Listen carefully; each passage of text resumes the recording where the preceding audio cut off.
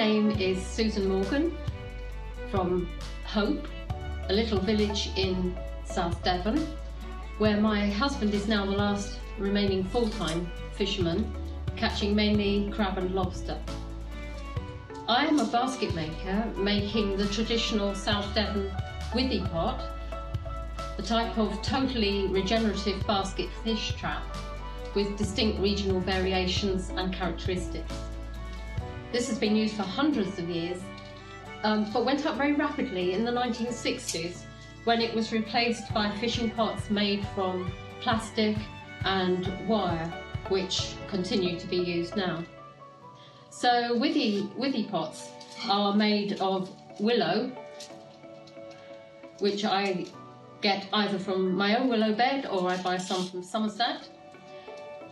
All of it was biodegradable. The fishing was low impact and bound up with a culture of fishing and employment in the local villages.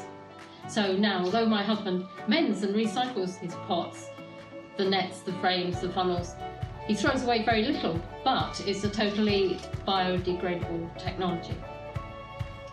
When I came to Hope Cove in 1985, there were still several fishermen using small day boats to prosecute the fishery. However, the crab pot had already evolved into the plastic and wire version, which, though long-lasting and repairable, is not made from locally sourced materials and does not ultimately degrade back into the environment. So now, as a grandmother, I'm even more aware of the high priority to develop an awareness of the environment and our symbiotic relationship with it.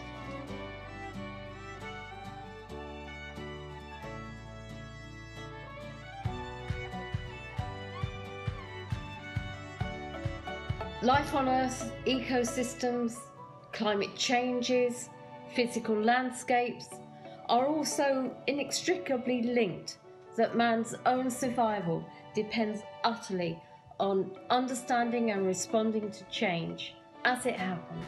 Today's emergency is labelled as one of climate crisis, but in reality it's an increasing imbalance of multiple systems highly impacted by the activities of man. This is seen to accelerate and exaggerate once normal climatic variations to a tipping point where we disrupt whole ecosystems with the consequence of extinctions of various life forms including us.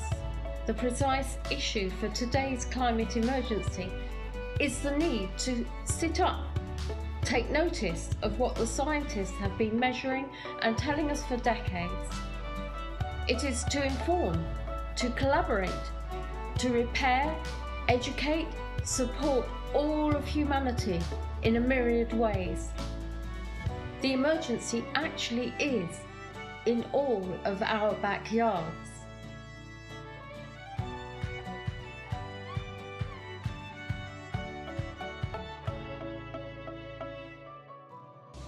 With knowledge, people are empowered in novel ways so that they can bring their many disparate skills and backgrounds together to develop new solutions. Heritage both informs and stimulates the problem-solving process.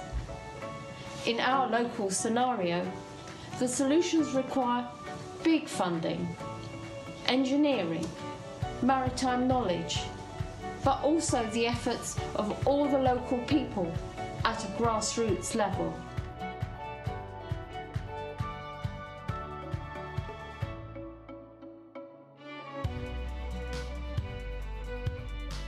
In my dream world,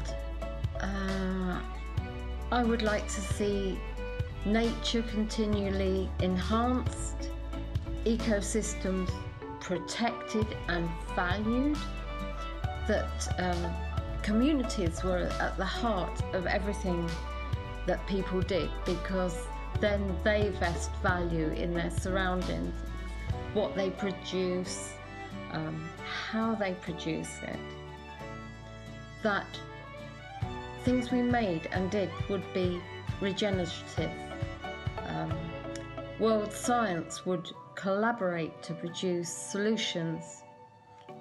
Education would be a currency for all and not exclusive.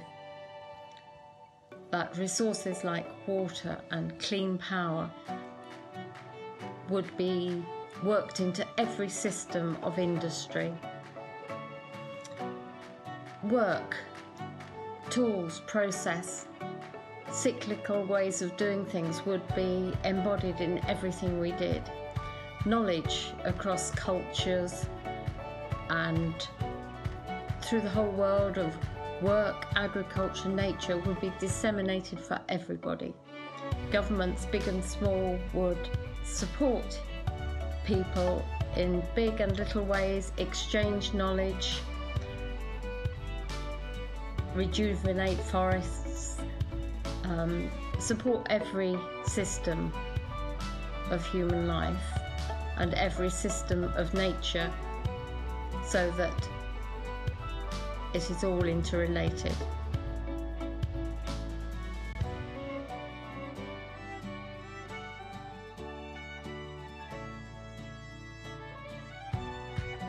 To attain that dream world, the key is community.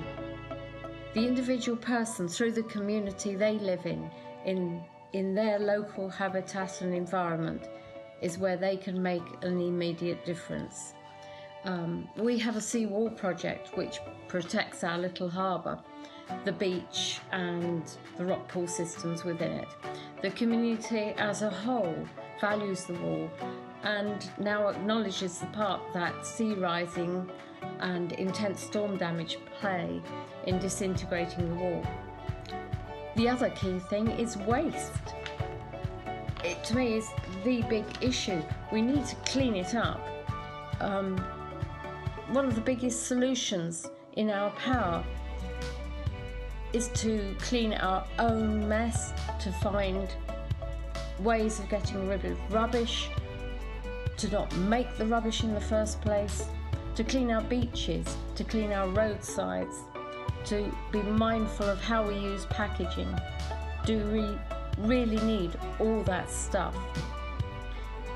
It's just one of the biggest problems all around the world, and we need to head for a zero waste economy with cyclical production of products which do not.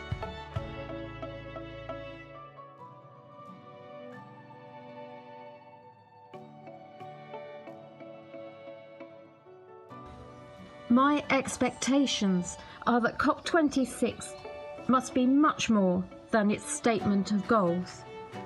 I really hope, after a year of dramatic worldwide climatic events and catastrophes, the COP26 will be able to inspire by its collaboration, so people of all nations will recognise a genuine will, an imperative to be pragmatic about ecological stability, regenerative industry and climate stability. This must be seen as a completely united purpose to protect and restore ecosystems. Also to fund and share the science around water systems, agriculture, industry and building defences, so that nature, homes, livelihoods and lives are not lost. I expect that COP26 should magnify what has already been done. It should exemplify the myriad small projects in order to inspire people, to motivate government worldwide to offer genuine support, education and finance for community efforts. I hope overall that COP26 will lead a way forward from the predatory models of industrialised society to something more regenerative and ecologically sustainable, where generations of traditional skills and knowledge can be valued and used in new ways.